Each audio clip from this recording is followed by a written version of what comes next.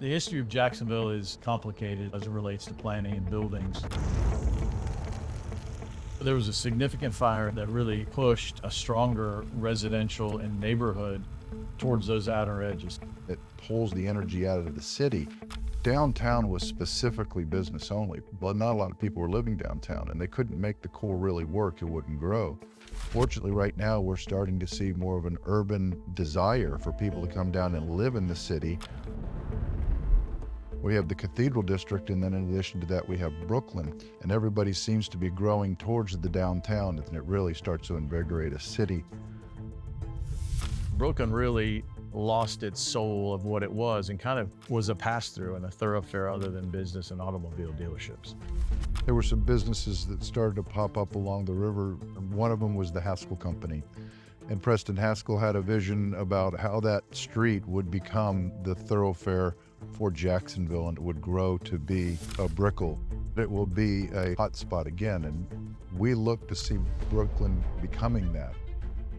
You know, Joe and I found very serendipitous that, you know, we met at Haskell Company so many years ago, and now just a couple streets down, we're doing the hub.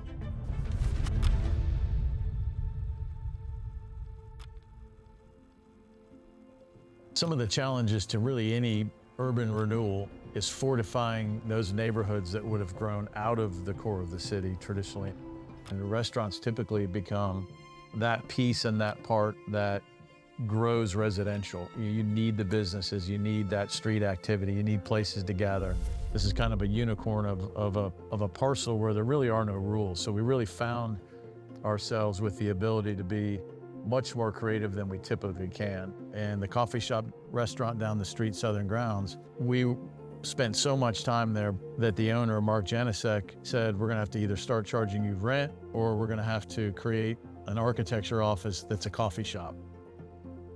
Those two worlds collided, and very quickly it was like, wow, we need to try to make this happen. Restaurateurs have a unique opportunity to redevelop a block, a district, and bring new energy to a corridor. We knew that there was a coffee culture desert between Avondale and the San Marco corridor, so we looked at that neighborhood and area and thought it needed what we brought. So we have some leadership from the city that wants to return to some of those good pedestrian core principles, where we've got good walkable communities, we have parks, we have places that people can gather. The hub is also a part of the Emerald Trail where health and wellness thrive. We can have a place where bikes come and runners come and kayakers come, and our brands just become the conduit to healthy living in our city. As this partnership started to grow with Southern Grounds, it was interesting to watch them come in, and at the same time they were hatching this idea of Alder Oak. It's an Aegean concept with wood-fired aspects that allow us to introduce even more of our healthy ethos to the community in Jacksonville. And it's not an accident we chose the term hub, because it truly is at the crossroads of Forest and Riverside Avenue. We chose the design for the hub to really draw the scale of those inner buildings between Park Street and Riverside Avenue and draw them out to the steel and metal architectural character of Riverside Avenue.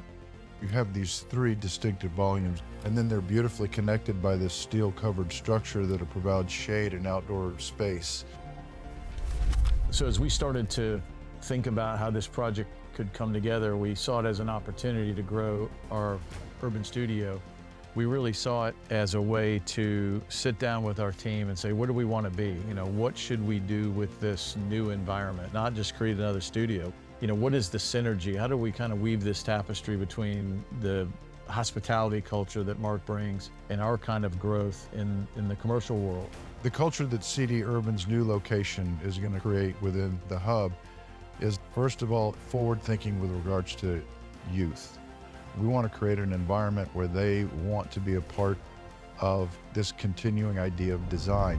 Being in an urban environment, being in an infill, gives them that kind of creativity, gives them the idea to change their perspective and their paradigm while they're working throughout the day. So it's really about looking ahead and giving us that opportunity to really foster a commitment to helping Jacksonville grow.